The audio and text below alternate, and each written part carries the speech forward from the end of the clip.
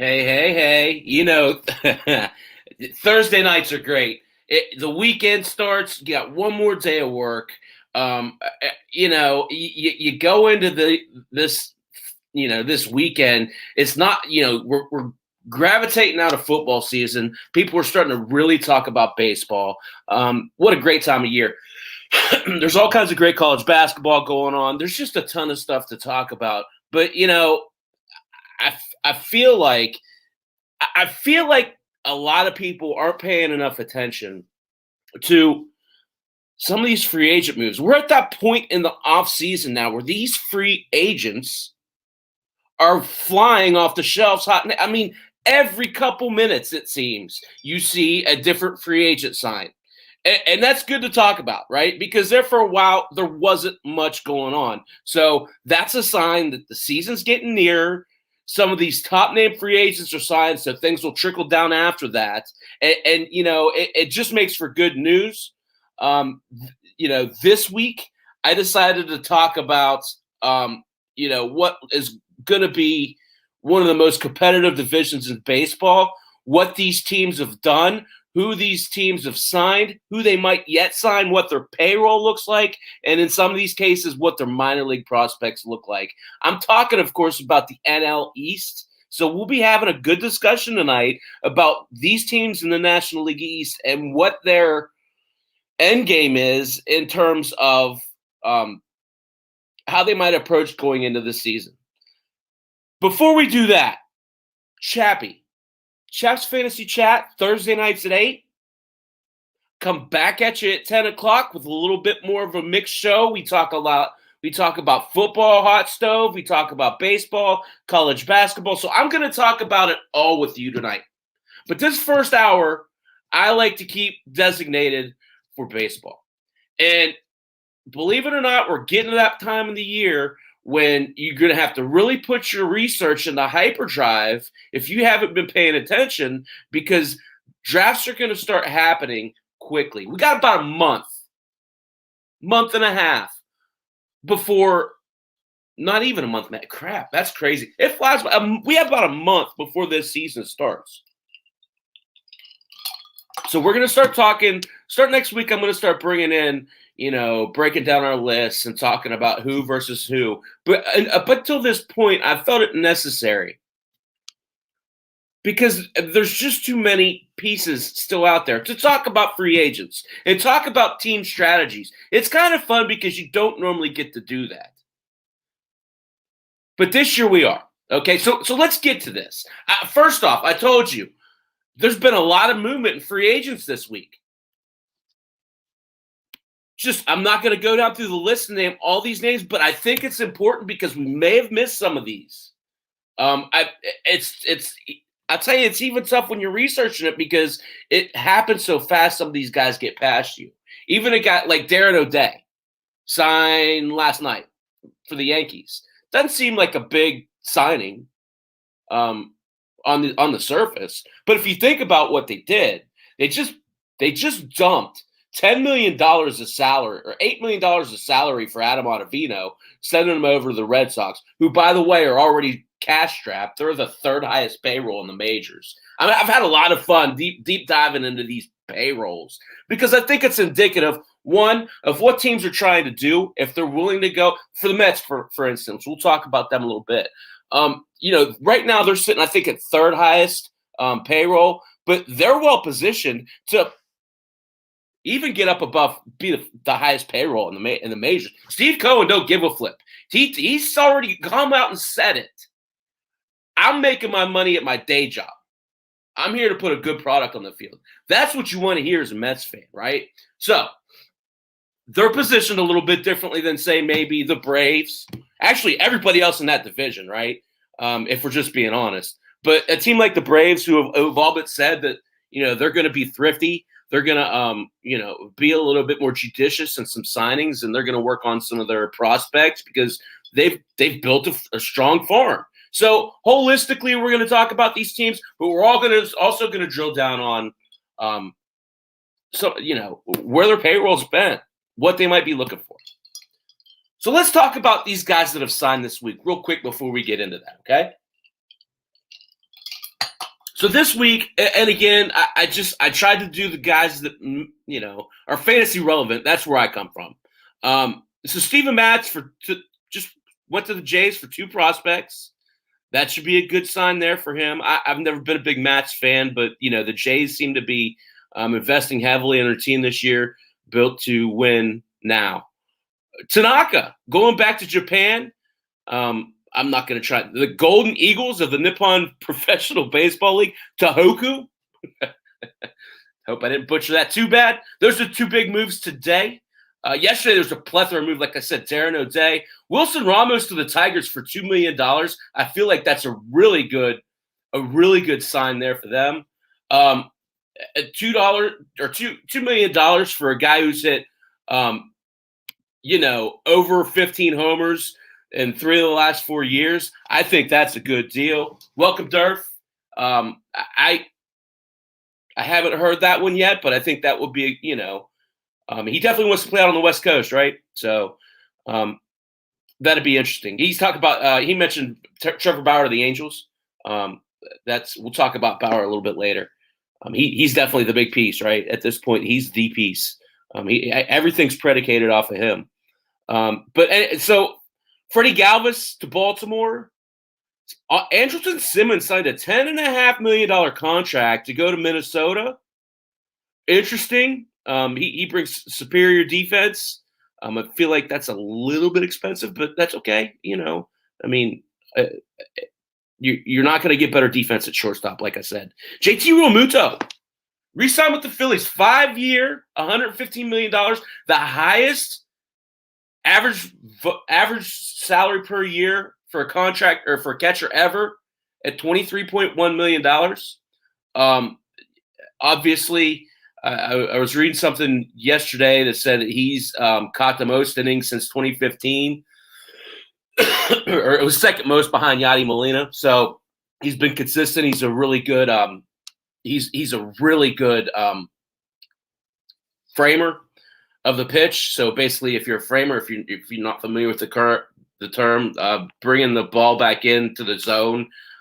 So if you're painting the black part being the rubber around the plate, you want to bring those in. So it helps pitchers. It helps pitchers get strikes that might not be strikes. So he's one of the best in the game at that. And then his offensive ability, that's a really big sign for the Phillies. They may have overpaid a little bit for him, but you know what? I'm not going to split hairs with them on that. They want to win now, and they're doing what they're supposed to do. So hats off for them for that. Semien to the Blue Jays again.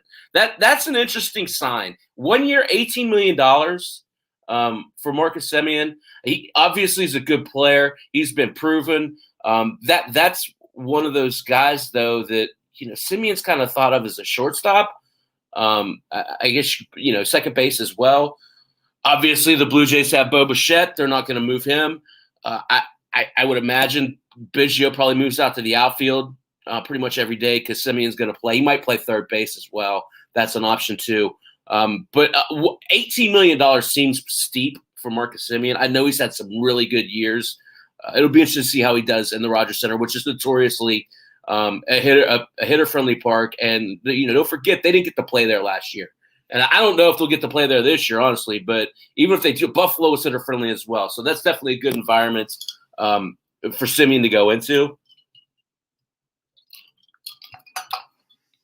The day before that, like I said, Adam Ottavino to the Red Sox. That hasn't happened much. I think I read it happened twice since Babe Ruth that the Red Sox and the Yankees have made trades.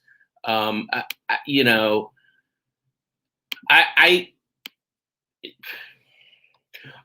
is certainly a good pitcher. He seems to be a little bit overpaid, and to send him off to a team who's already cash-strapped and not necessarily a contender seems to me to be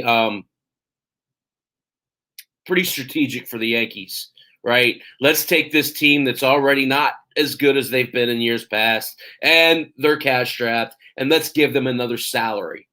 Whereas now the Yankees can go out and do whatever they want with that $8 million plus, right? So strategic move for the Yankees. I like it. The Nationals acquired Brad Hand. That's big for them. I mentioned, I think last week, that the Nationals could use some help in the bullpen. And then, of course, the Yankees trade with the Pirates. Sorry, Durf. I'll tell you. I think I told you the other night. I like this move for the Pirates. I like what Ben Sherrington is doing. Obviously, Jameson Taillon isn't going to help you win this year. So if you can get 4 guys and you got 4 top 20 prospects for the Yankees, I know that doesn't sound great, but when you're a team like the Yankees and you've got so much invested in international cash and, draft capital and any sort of, prospect you can get your hands on, you're going to get the Yankee name in and of itself. People want to play there, right? So to get 4 players, the caliber that they did, is really special. I think all 4 of these guys can contribute. Now, they're all quite a few years away, right? But that's okay because all of the prospects are quite a few years away. Talk about more about the Pirates, in the upcoming weeks. But Taillon, he's one of those guys that you just don't know what you're getting this year. I think he's more of for the second half of the year and even into the future. Really interesting 1-2 combo. Well, I don't know if it's 1-2. The ex-Pirate combo of Garrett Cole and Jameson Taillon. If you're a Pirate fan, that has to be a little bittersweet. I don't know if you cheer for the Yankees because of those 2 guys or you cheer against the Yankees because of those 2 guys. That's not for me to say. But just the talent that goes out of that system consistently in the past, it's got to be frustrating for Pirates fans to watch. No offense, Durf. Garrett Richards, 1-year, $10 million deal with the – I can't believe I didn't write it down. Help me out, Durf. I think it was the Red Sox. I think it was the Reds, going off memory. Steel Chap, guys. Nothing gets in or out. Garrett Richards, $10 million deal. That is a great lottery ticket. I talked about that last week where, a lot of these players, if you're a team that might be building for the future, signing guys like Richards is huge because if they come back to form, Mike Foltynewicz, there's a bunch of them out there. Chris Archer, if they come back to form, you can really trade them for a song because pitching's always going to be necessary, right? Pitching's always going to be needed. So Garrett Richards, again, I believe it's the Red Sox, for $10 million is a lottery ticket. It's a $10 million lottery ticket. But Garrett Richards, when he was healthy earlier in his career, was one of the better pitchers of baseball. So it could work out well for them. And then, of course, I kind of gapped this last week, so I guess I'll take a minute to apologize for saying that George Springer did sign with the Blue Jays. I got him and Michael Brantley mixed up last week.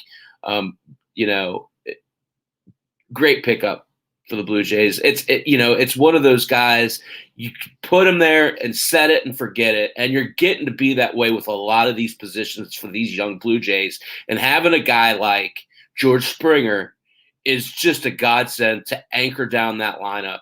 You got these guys that might not have as much experience, but a ton of talent. To put them with a guy like Springer who's been through the battles, who's seen the big games, who's hitting the big games, who knows how to lead, who knows how to play defense in center field. It's just the total package. That, to me, might be the signing of the offseason because that is just what the Blue Jays need.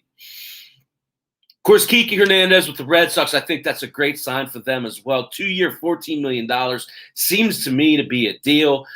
He seems like he's going to play every day at second base, but his ability to play all over the field, he's played every position but catcher fairly extensively.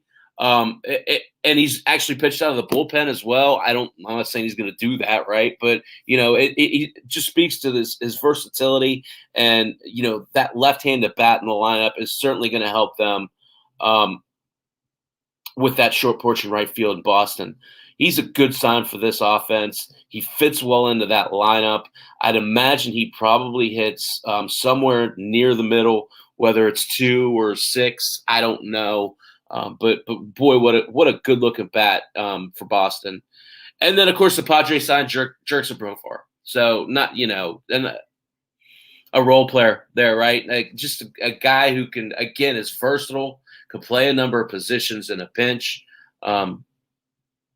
Interesting. So again, that's been the week. That's a lot for 1 week of of baseball, right? Or of the offseason. There's been a lot going on there. And that's not everything, right? That's the ones, like I said, that are fantasy relevant for the most part. There was a couple. Darren O'Day's not fantasy relevant in most leagues. Ottavino's not relevant in most leagues. But it's just interesting in the fact that a lot of names move around and a lot of names that are going to influence whether teams are successful or not successful. So let's move into this NL East because there's a lot to take on here. There's a lot going on. And, it seems to me this is going to be one of the more competitive leagues in the majors this year because it's just so none of these teams are established legitimate, right? So from appearances, the Mets seem to be the best team for the most part. But how do you discount a 1-2-3 like Washington has? How do you discount such a deep farm system that Atlanta has? There's just certain wild cards that really play in a factor here. So we'll just see how it goes. Let's go. So I went according to spending. Okay. So like I said, I've been on this website a lot lately. It's Cots Baseball Contracts, and they really break down, and it's pretty real time. What the 26-man opening day spending cap is. You can go in and it'll actually show you like spreadsheets of like who's making what. So we'll start with the Nationals, the number 3 team in the majors with 181.6. That's a lot of cake. That's not a team that's half-assing it. They're not mailing it in. They're in it to win it. And if you look at how they're built, it's kind of scary. $69 million wrapped up in Scherzer and Strasburg. That's over a third of their total contract or salaries wrapped up in 2 players. If you throw in Corbin, it's 93. That's $93 million for 3 players. Half of their salary is wrapped up in 3 players, guys. That's significant. That tells you, and it's their 1, 2, and 3 starting pitchers. What does that tell you about that team? That's how they're built. That's their foundation. Now, it's going to be an issue when some of these players, some of these younger players are up for getting signed off of the rookie contract. Players, especially so. Juan Soto making $8.5 million a year. That's not going to continue. They're going to have to pay him. Trey Turner making $13 million a year. They're going to have to pay him. I mean, they are paying him. Obviously, that's a significant amount. But Freddie Freeman's making $22 million. I'd say both of those players will command more than that. So they're going to be coming into a situation where they're going to have to make some tough decisions in Washington. So I think that's why you see them making these aggressive moves. They've gone out and they've signed Brad Hand for $10 million. They've gone out and they've signed Kyle Schwarber for $7 million. They traded for Josh Bell, 6.3. Those are actually pretty good contracts, all 3 of them. So what's going on here with the Nationals, right? What are we looking at? So you break them down. To me,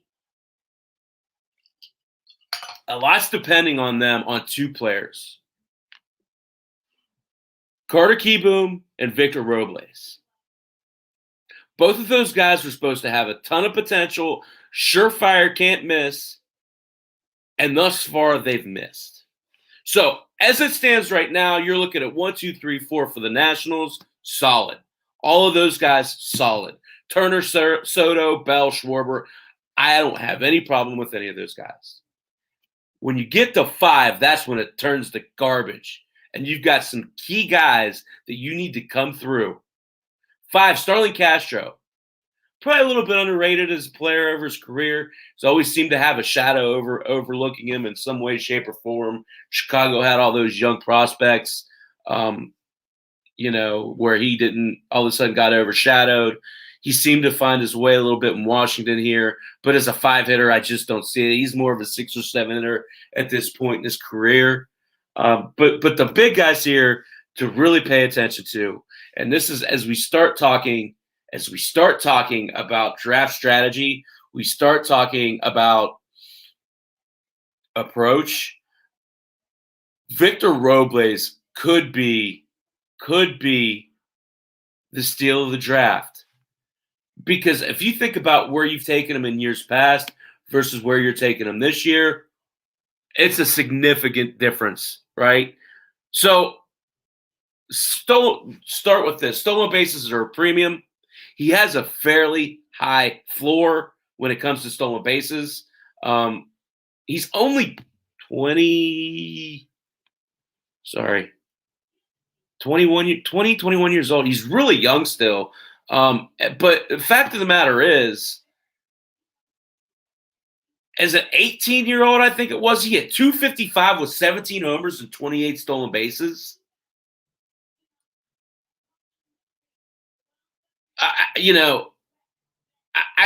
I can't see a full season of him being healthy. Yes, okay, I'll start with this. He went from 280 in 2019 or 2017 to 255 in 2018 to 236 last year. You had a short season last year. It was really wonky last year. I'm willing to chalk that up on a young player to lack of, a number of things, right? You could go discipline, you could go regimen, you can go ability. I mean, where I was going with this is just not having the preseason and the farm system to kind of get juiced up for, right? So, of course, if you come out and you're automatically facing the one team, the A's, if you will, the A team, not the Athletics, then you're going to struggle as a young player because you're not going to be able to catch up. You don't get to face that inferior pitching, get your timing down. You're going right up there against the studs, right? That makes a big difference. Now, if Robles gets on base, you know he can run. 28 stolen bases to me seems like a floor. And especially in the outfield position, even if he hits 236, if he steals you 28 bases, that's a flippin' deal. That's a steal, pun intended. I'm willing to bet that a 23-year-old player, whatever the heck it is going to have a good season this year. And if he starts hitting, if he gets back up there to that 280 he had in 2017, you'll see him hit at the top of the lineup. And that's when Washington gets dangerous. That's when they become a really good team. Now, they're always going to be able to pitch. Nobody out there east of Chavez Ravine is going to throw out a better 1-2-3 than what the Nationals are going to throw at you. Especially in a short season or a playoff series. When you're in a playoff series, you don't want to be facing those three guys because they all shorten the game. So the other guy to kind of watch there, and I'm not a big fan of this guy. I've never been a big fan of Kieboom, but they've put a lot of pressure on him. After hitting 32 homers in 2017 and 2018, he had exactly 0 in 122 plate appearances last year. That's not good. He hit 200. I don't see other redeeming values out of Kieboom if he can't hit. It's just like Gavin Lux.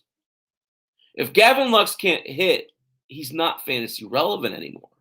It's not like Robles, who's always going to have speed. It's not like Schwarber, who's always going to have power. If these guys don't hit for a relatively high average, you're not going to see him long.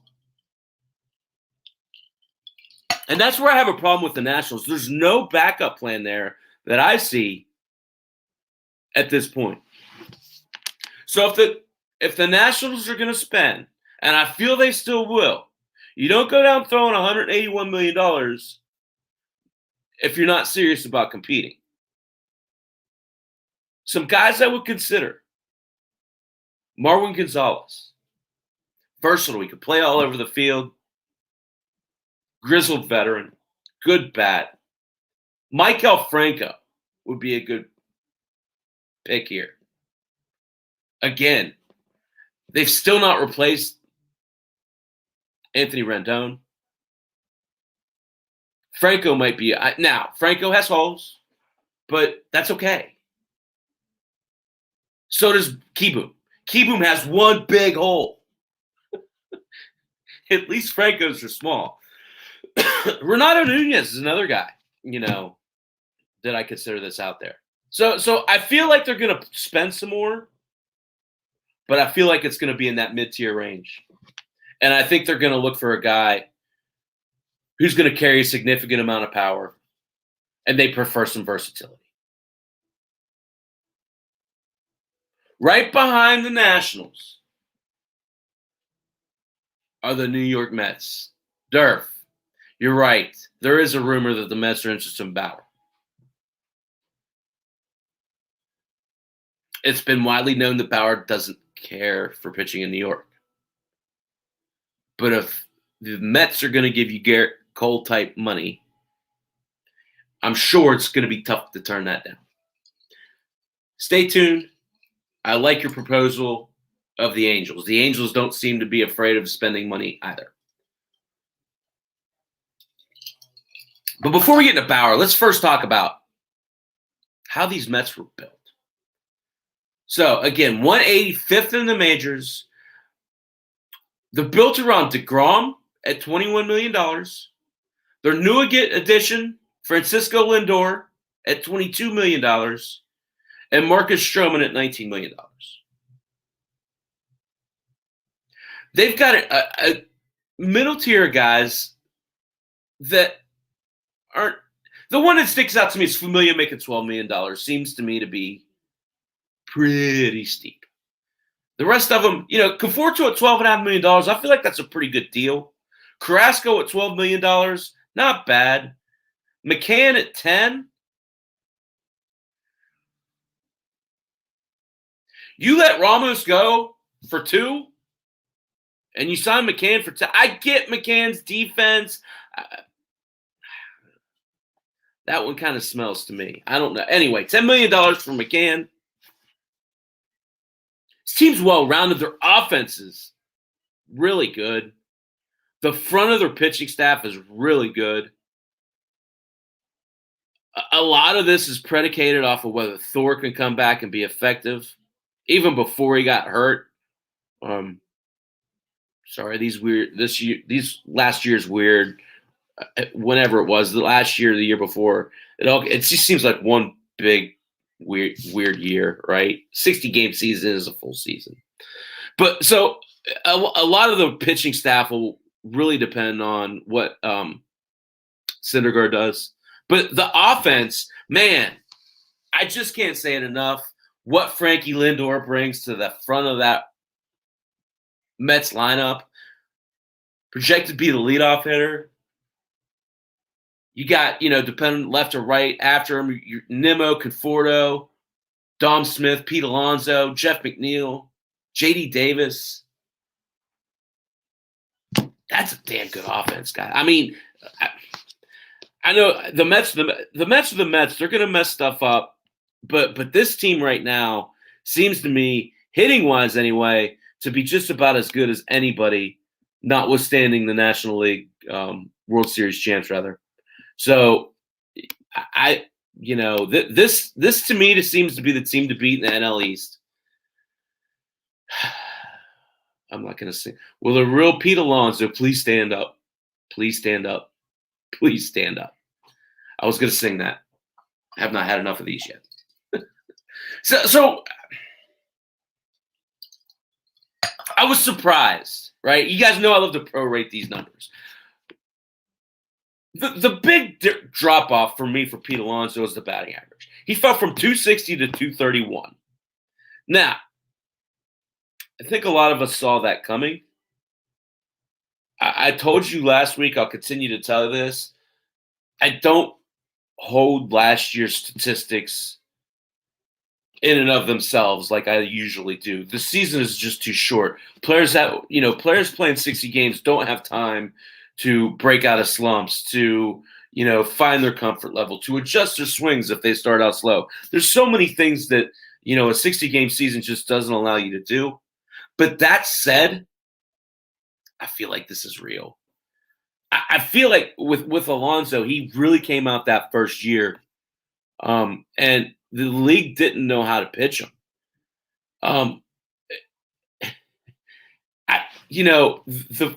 So he hit 16 homers last year. Project that out to a full season, that's 46 home runs. So that's not far off of the pace that he hit in 2019. That's pretty impressive if you really think about it, right? The thing about it for me, though, is these big league pitchers are so good. If they find a hole in your swing, they can turn Chris Davis into Chris Davis. People will always forget Chris Davis hit 50 homers. But then they found a hole in his swing. And now he's the laughingstock of the league. I worry a little bit about that with Pete Alonso. Not that I think that's necessarily going to happen to him. I'm saying it wouldn't shock me if it did. His numbers project out pretty consistently. Like I said, 30-point drop in average. I could chalk that up to a number of things. Projected out 35 RBIs is 100 for the year. 31 runs is 89 for the year. Pretty much everything else is right on core. Strikeouts, struck out 61 times. That projects out to 174. That's actually less than 2019. So for what it's worth. And walks. Walks was 72 in 2019. His 24 would have projected out to 69. So really comparable across the board for Pete Alonso. I was surprised to see that. I thought there was a bigger drop-off there. Here's the thing. He's kind of a discount. Of course, I didn't write this down, so I'm going to go look at it. Fantasy Pros. Average ADP for Pete Alonso. Y'all remember last year he was, a mid-second round pick? He's all the way down to 56, guys. That's a good deal. That's a good deal. We'll start talking about those guys next week. We'll start talking about guys that are maybe priced too low, especially if you're drafting early, right? Because these things normal out. The first couple bombs he hits in spring training, everybody's like, oh, yeah, that's right. Pete Alonso's pretty good. The wild cards to the Mets. Conforto, J.D. Davis, and Dominic Smith. That's the keys to this team. If those three guys perform, the Mets will be one of the best teams in baseball. If they don't, it might be a long year in Flushing. They've all shown glimpses. Conforto's been pretty consistent. But Conforto's also been borderline phenomenal at times.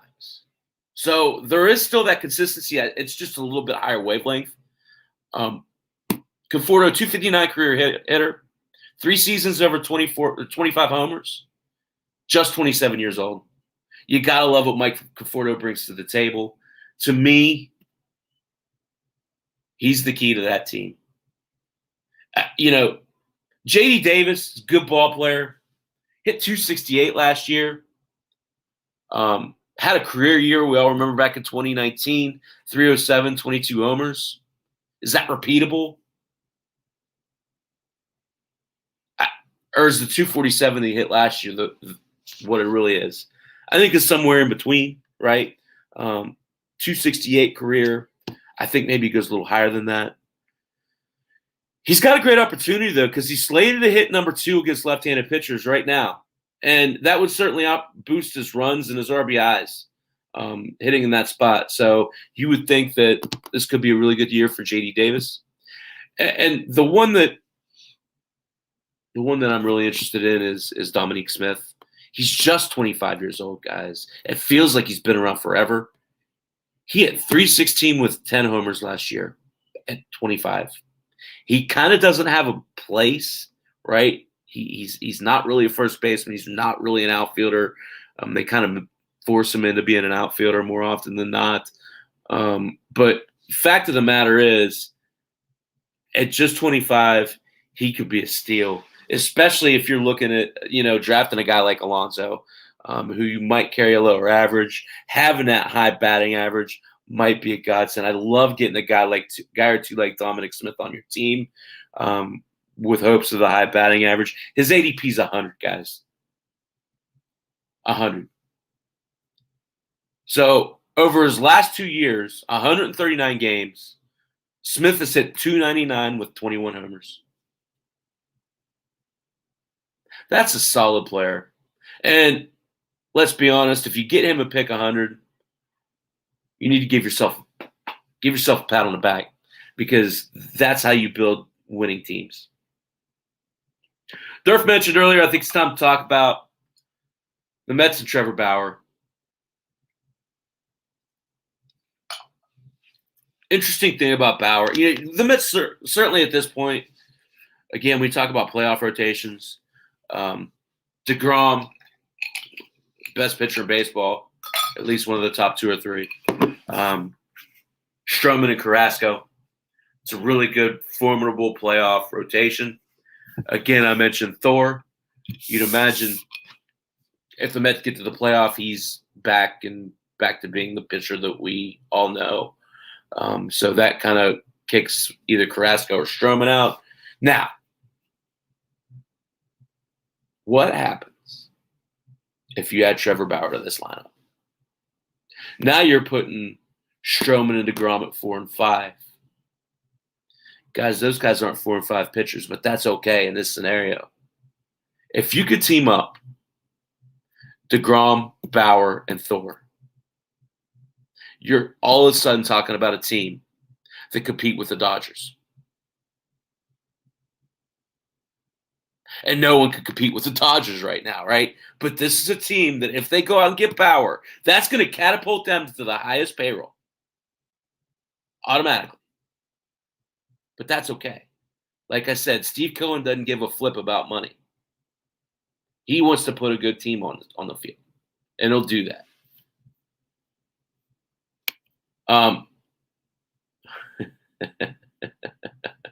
So it's interesting because as much as Trevor Bauer hates the New York market, wouldn't it be funny to see him go and spite the Yankees by signing with this crosstown rival? I think that's a really good point to make. I just feel like Bauer seems to be that type of person that will stick it in your eye because he can. Here's what Bauer wants, Durf. Here's what Bauer wants, guys. He wants to sign with a team, and this sounds so weird, but this is the age we're living in. And I'm not saying that like judgmentally. I'm not. It's just different. He wants to sign with a team who, 2 things, will entertain the fact of him pitching every 4 days. Let's be realistic. That's probably not going to happen. Now, it could. He could pitch on a Monday and come back and maybe close on a Wednesday, right? That could be something he could do. The other thing he wants to sign with a team that's win now and that will help him build, I swear this is a quote, will help him build his social network. We all know Bauer's your typical pitcher. He's a little out there. We know about his drive cast stuff. We know about, his meticulous attention to detail when it comes to repeatability and sprint rate and all those things. I love it. I think it's, I wish there were more players out there as dedicated to their craft as Trevor Bauer is. I just feel like this is one of those scenarios, again, where Bauer says, you know what, you Yankees, I'm going to sign with the Mets. I love it. I think it's great. And I think it's a great fit. All of a sudden, it makes the Mets something totally different, right? And they're right now, again, one of the best teams in baseball, as they sit right now.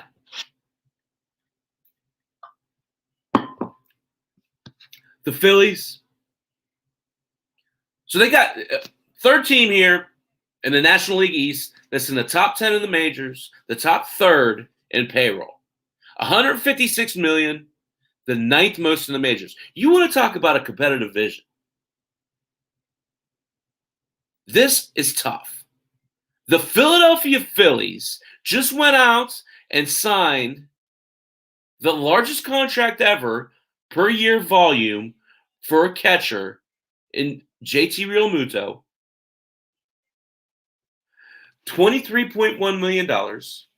They've invested $26 million in Bryce Harper, $22 million in Zach Wheeler.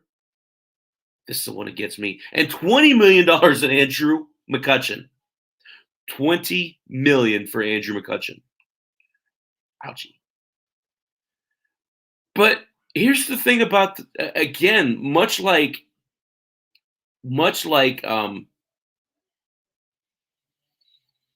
some of the other teams I mentioned earlier, they've got some pretty cost-friendly contracts as well. Rhys Hoskins is making $4.8 million a year.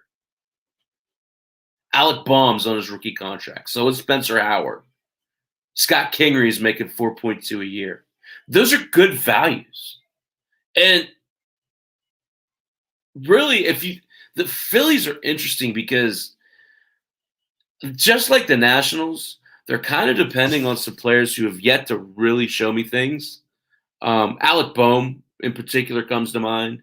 I feel like Alec Bohm comes through. I'm not as confident, well, I feel like Robles will come through. I do. But Bohm, to me, has a chance to be really special. Hitting him second in this lineup is a lot of pressure. That concerns me a little bit. But you look at McCutchen, Baum, Harper, Hoskins, pretty much Realmuto, pretty much going to be the same lineup, lefty or righty. Segura, the thing about the Phillies, are they comfortable with Segura at shortstop? Didi Gregorius is out there, made $14 million last year. It seems to me the Phillies aren't interested in signing them. Maybe they are. I don't know. Maybe they want to try and get him down from that. I feel like Didi Gregorius, $14 million, isn't a bad deal. I mean, sure, he's streaky. But when he's playing well, when he's hitting well, he's one of the best bats at that position in the game. So Didi Gregorius is going to be a big get for someone, okay? Right now, and look, Gene Segura is a good ball player. He's traditionally been a really good player back in Seattle, and even in the first couple of years in I think he's been in. Sorry, I don't have it in front of me. His first year in Philly. Last year didn't do so well, right? The thing about Philly that I feel like they need to address is the starting pitcher. So right now they're looking at Aaron Nola, Zach Wheeler, and Spencer Howard. Not bad. Not bad. It's a good playoff rotation. Then you got Zach Eflin and Vince Velasquez. I feel like that's not enough. And that's not a knock on Eflin or Velasquez. It isn't. It's not meant to be. It's just it's kind of coming to truth with who they really are. And It's funny because some of these guys are really defensive players, and some of these guys are innings eaters, and some of these guys are just role players, right? I feel like that's what both Eflin and Velasquez are. If the Phillies were just to go out and sign a Jake Odorizzi, um, one of these middle tier type pitchers, um, a James Paxton, a Mike Leake, any of these guys that are, an established player, but maybe you can get it a little bit more of a discounted rate. I think all of a sudden you become a lot more formidable. But to me, even in a short series, the Phillies, from an arms perspective, are playing a little bit shorthanded against some of these other division rivals. So I look for them to spend there. I think it's probably still better off that they try and bring Gregorius back. They might still do that. They're definitely letting him test the market. So we'll see how that goes. Durf, that might be a good spot for him to go to the Angels now that Simmons is gone. I mean, it's one of those things that we'll see what happens, right? So the last team I'm going to talk about, and I'm going to talk about them shortly because we're going to talk about them a little bit tonight at 10. Join me tonight at 10, The Other Angle with Chappie and RC. Great show. We're, really more of a variety show. We'll talk about some football tonight, but, I think we're going to talk some basketball and a little bit of Braves talk too. So I won't linger on them. $118 million, the 18th most in the majors. The Braves are built from the minors up, and boy, that's done them well. Keys to the season for the Braves, for me, lie with Dansby Swanson, Austin Riley, and Christian Pache. Swanson looks like an all-star at times.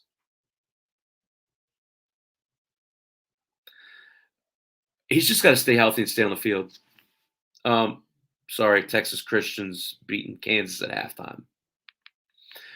Anyway, we'll talk a little hoops tonight. Last year, Swanson actually played all 60 games. His defense is phenomenal. His offense has, it has really been.